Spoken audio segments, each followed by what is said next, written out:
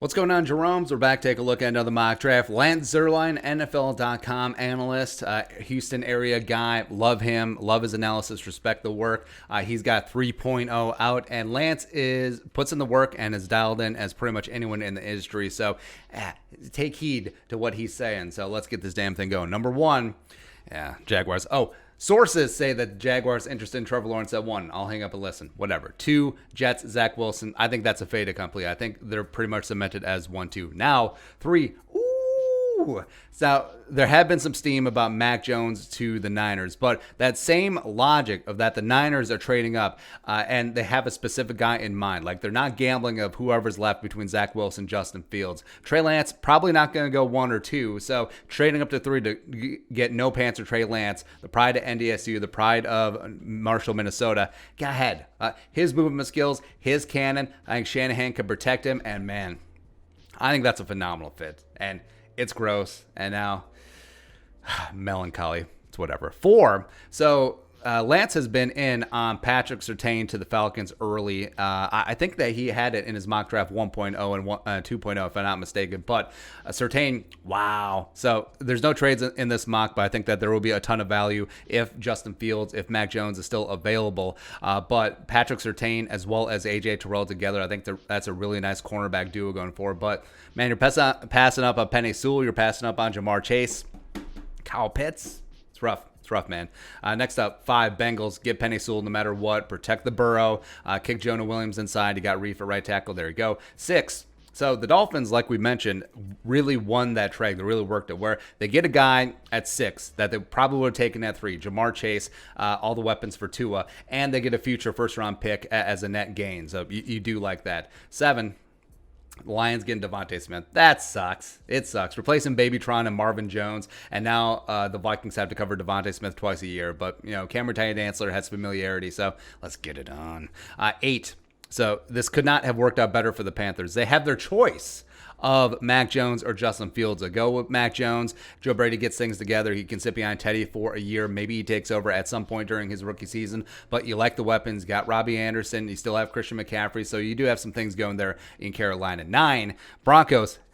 #blessed. George Payton, what up? You don't have to trade up, and you still get one of the big 5 quarterbacks, even though I think that's pretty unlikely. But Justin Fields, him and Drew Lock can go at it, and they do have lots of weapons on that Broncos offense. I think that's a nice landing spot for Justin Fields. Him and Pat Shurmur will really mind meld and get that thing together. 10, Cowboys. Offensive line is a low-key position of need. I know every single draft has corner, but their offensive line last year was booty. Connor Williams was a big-time liability, and what they can do is that Slater, I don't think, has the anchor to kick inside. He's a tackle, utilize those skill set, but we know that Lyle Collins, the right tackle, has played guard at a high level before, so kick him back inside to guard, play Slater right tackle, and then eventually he takes over at left tackle after Tyron Smith moves on. 11, Giants, man.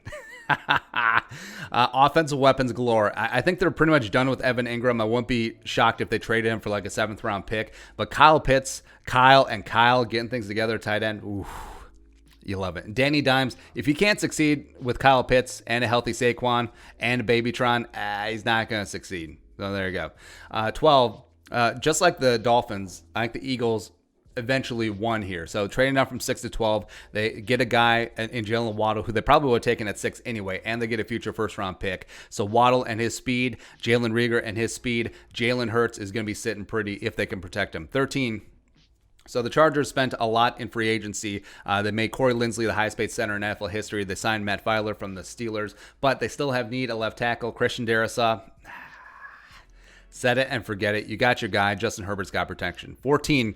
So the Vikings, given the board, I'm in on AVT in this spot. Now, Micah Parsons still there. Super tempting, but quarterbacks gone. Darrisaw and Slater gone. The wide receivers and playmakers gone. So AVT in this spot, slam dunk. Run the card in. Don't even use your time. AVT, left guard, day 1, Ezra Cleveland, your left tackle, and let's go. Let's go. Again, if the board breaks like this, Parsons would be tempting.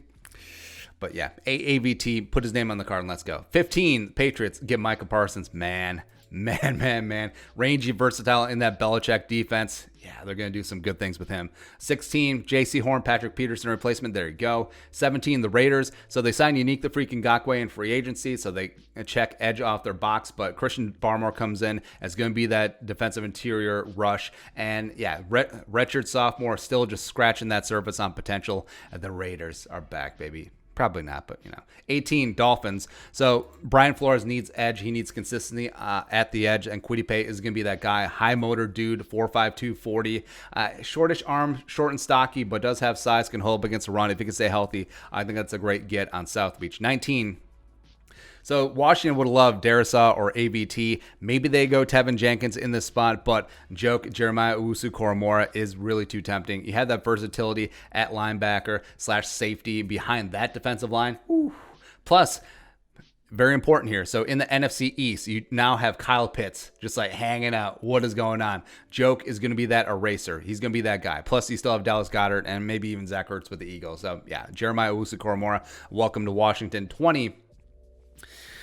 So the Bears should go offensive line, but they lost RRH to the Jaguars. They might have to lose Akeem Hicks. They're still weighing those options. So Greg Rousseau, and he got the majority of his pressures and sacks last year playing inside at 3-tech, 5-tech, as well as 1-tech. So Rousseau, even though he's listed as edge, they can use him in a variety of ways, just like how they use Roy Robertson Harris. So Rousseau comes into a pretty good spot there with Chicago, and eventually after Robert Quinn ages out, maybe it's going to be him and Mack on the edge. You do like that, but it kind of sucks.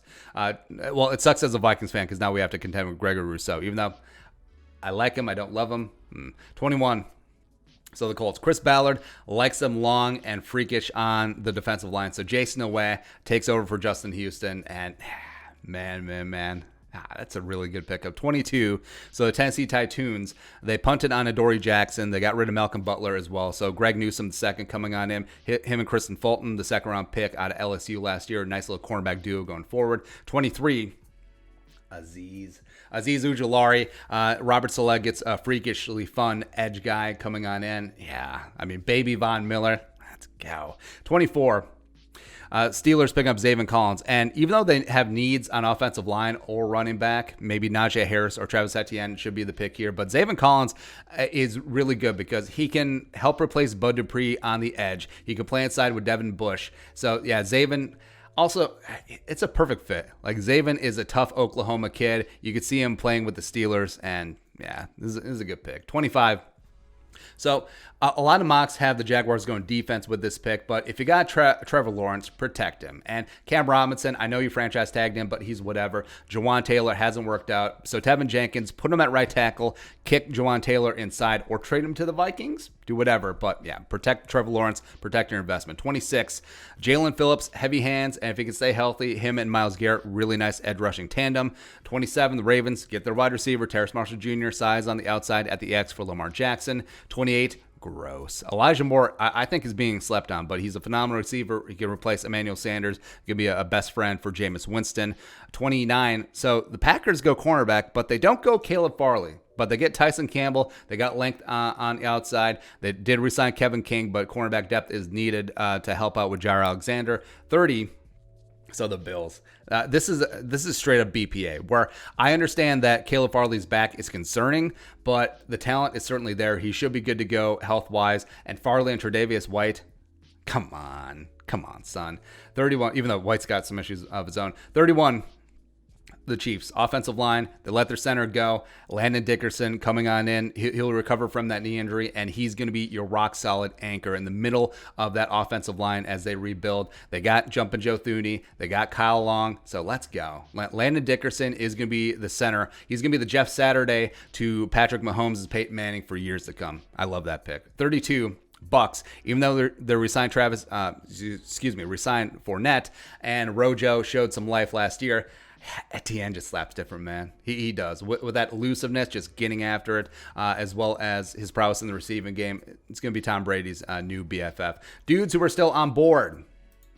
So Kyle Trask, I should take him off there because he might not even be the sixth quarterback taken. I actually think it's going to be Kellen Mond or Davis Mills. Najee Harris, running back from Alabama, sitting there chilling. Didn't run the 40 at his pro day, still working through some ankle stuff. I think he's a first-round talent, probably going to go at minimum top of the second round. Rondale Moore, Kadarius Toney, Rashad Bateman, first-round mainstays, didn't go this time. Pat Freiermuth, Baby Gronk 2.0, no go. Offensive line, Cosme, Leatherwood, Mayfield, Wyatt Davis, no matter what, all on board. Boogie Basham, Asai on Wuzariki, Davion Nixon didn't make it this time around. No go on Nick Bolton either. Nice little run on linebackers though. Eric Stokes, the pro day freak, didn't go. And also no safeties. Javon Holland and Trevon Morig still hanging out there chilling. But I mean, this is how the Vikings want to go.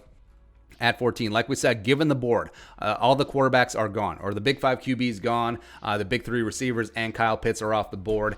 Christian Darrisaw and Rashawn Slater are gone. Like, this is a perfect storm of the Vikings just sliding on in, and this may be a spot where AVT is BPA, even though Parsons is there, as well as drafting for need. So, again, if this is how the Vikings end up, I can't complain. AVT is going to be that pipe-hitting nail driver left guard day one, so let's get this damn thing going. But your thoughts, Lance Zierlein Mock Draft 3.0, let us know in the comment section below. Subscribe for daily Vikings takes. Want to support that work, pull some of the Venmo, but until next time, Skol, production value.